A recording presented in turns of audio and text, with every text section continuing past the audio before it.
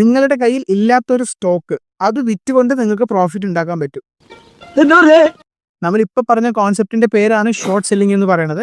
നിങ്ങളൊരു ബിഗിനർ ആണ് എന്നുണ്ടെങ്കിൽ ആദ്യം മനസ്സിലാക്കേണ്ടത് ഡെയിലി ട്രേഡ് ചെയ്യുന്നവർ ഒരു സ്റ്റോക്ക് വാങ്ങിയിട്ട് അതിന്റെ പ്രൈസ് കൂടുമ്പം അത് വിറ്റുകൊണ്ട് പ്രോഫിറ്റ് ഉണ്ടാക്കുന്നത് മാത്രമല്ല ചെയ്യുന്നത്, ഒരു സ്റ്റോക്കിന്റെ പ്രൈസ് ഇടിഞ്ഞു പോകുമെന്ന് മനസ്സിലാക്കി അത് സെല്ല് ചെയ്തിട്ട് വീണ്ടും വാങ്ങിയിട്ട് പ്രോഫിറ്റ് ഉണ്ടാക്കുന്നത് കൂടിയുണ്ട്.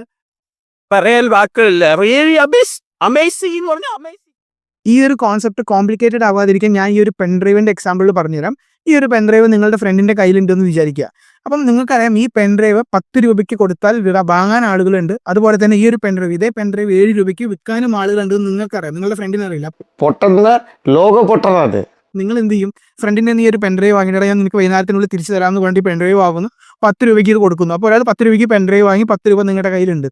അതിനുശേഷം നിങ്ങൾക്കറിയാം ഇതേപോലത്തെ പെൻഡ്രൈവ് 7 രൂപയ്ക്ക് വിൽക്കുന്ന ഒരാളുണ്ട്. അപ്പോൾ നിങ്ങൾ അവരുടെ അടുത്ത് ചെന്നിട്ട് പറയാൻ, ചേട്ടാ എനിക്ക് പെൻഡ്രൈവ് വേണമെന്ന് പറയുന്നു. ആ പെൻഡ്രൈവ് എടുക്കുന്നു, 7 രൂപ കൊടുക്കുന്നു. എന്നിട്ട് ഈ പെൻഡ്രൈവ് തിരിച്ച് നിങ്ങൾ നിങ്ങളുടെ കൂട്ടുകാരുടെ കൊടുക്കുന്നു.